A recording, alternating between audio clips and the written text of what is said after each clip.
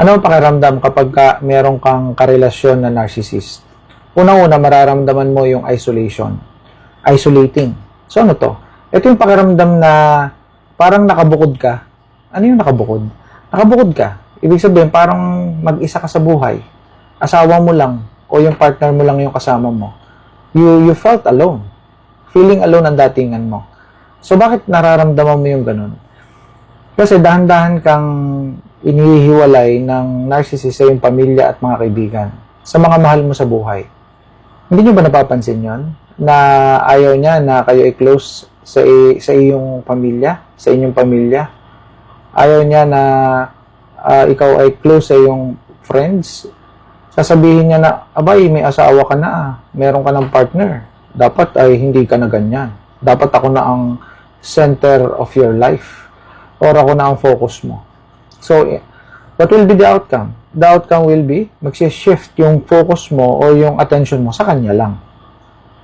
Alam niyo ba kung bakit niya ginagawa yan? Ginagawa niya yan kasi yung mga tao na isolated or may isolation na tinatawag o nakabukod na ay merong effect sa kanya. So, ano yun? Highly controllable kayo. Yun yung effect sa kanya. Gusto niya yun. Madali kayong makontrol, madali kayong mahawakan sa lieg, madali kayong ma-brainwash. At pag inabuso niya kayo, wala kayong hihinga ng tulong. Gusto niya yun. Yun ang nangyayari kung bakit na-stuck kayo o hindi kayo makalaya. So, hindi kayo makalaya sa narcissist.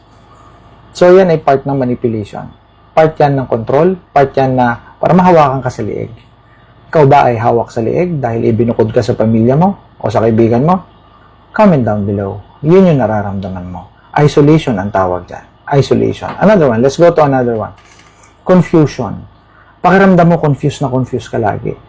Kasi ang narcissist ay talagang nagbibigay ng confusion sa kanyang asawa, sa kanyang partner. So, yung kasing kanyang sinasabi ay hindi nag-agree or opposite sa kanyang actions. Ibig sabihin, pag sinabi niyang ganito, iba yung kanyang ginagawa. Pag sinabi niya na siya ay magbabago, nang hingi ng sorry, gagawin naman niya yung opposite. Uulitin niya yung ginawa niyang kasalanan. Uulitin niya yung cheating. Uulitin niya yung pambabasto sa'yo. Uulitin niya yung financial abuse sa'yo. Yung paggasta ng pera na walang paroroonan o pagwawaldas ng pera.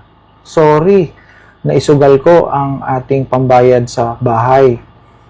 Pero mausisa mo, ma-check mo na, inuulit pala niya.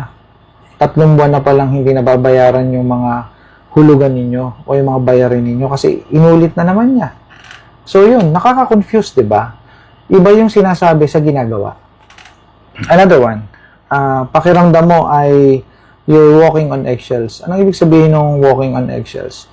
Ito yung pakiramdam mo na laging maingat ka sa ginagawa mo. Yung pakiramdam mo na kailangan mo mag-ingat sa mga ginagawa mo o sa mga hakbang na ginagawa mo, sa mga sinasabi mo kasi natatakot ka na baka siya ay magalit. So, lagi kang mayroong pangamba na para bang ang datingan ay kailangan ay lahat ng sasabihin mo ay yung mga bagay na gusto niya at hindi niya ikagagalit. Bakit mo ginagawa ito? Ba't mo sinasala o talagang pinag-iisipan ng mga bagay na sinasabi mo sa kanya o ginagawa mo? Kasi natatakot ka na baka abusuhin ka na naman eh. Natatakot ka na baka awayin ka na naman. So basically, nangyayari din ito sa mga lalaki, sa mga husband. Sa kagustuhan ng husband na hindi magkagulo, sinusunod na lang niya ng sinusunod at sinuna lang siya ng tango doon sa kanya misis para hindi magkagulo. Sadyang maingat ang kanyang galaw. Ang tawag dyan is walking on eggshells. So yun, kasi lagi ka natatakot na baka may magawa kang mali eh. Yun yung ibig sabihin ng walking on eggshells. Another one, pakiramdam mo lagi kang pagod. So ang narcissist kasi lagi kang binibigyan ng responsibilidad, lagi kang pinapressure na gawin mo to, gawin mo yan. Parang ang datingan is bawal ka magkamali dahil pag nagkamali ka may parusang katapat. So hindi ka na naman iimikan, sa silent treatment ka na naman, just an example. Okay. So ganun yung nangyayari.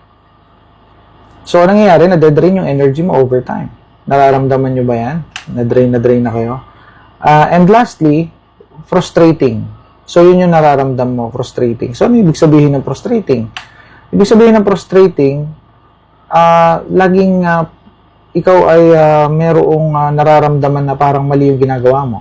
Pakiramdam mo na hindi mo na ibibigay o hindi mo na ipoprovide yung dapat. Kasi lagi kang minamali, lagi kang pinupulaan.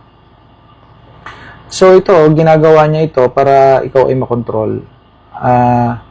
Lagi kang binibigyan ng concerns, lagi kang binibigyan ng mga alalahanin. So lagi kang sinasabihan na kulang ang iyong pinoprovide, kulang pa, ganto, ganyan. So anong nangyayari, frustrated ka. Ang datingan nito is laging merong kulang sa iyong ginagawa. Laging may mali. Feeling mo ang bobo-bobo mo, feeling mo ang tanga-tanga mo pa rin, kahit na todo bigay ka na. So, basically, yan yung mga nararamdaman. Okay? Ating i-summarize. Isolation. You felt isolated. Confused. Confusing. You felt confused. Nakakalito. Litong-lito ka. Another one. Number 3. Walking on eggshells. Feeling mo laging may mangyayaring masama. Kaya ingat na ingat ka sa mga ginagawa mo at sinasabi mo. Another one. Pagod na pagod ka na. Tired. You felt drained.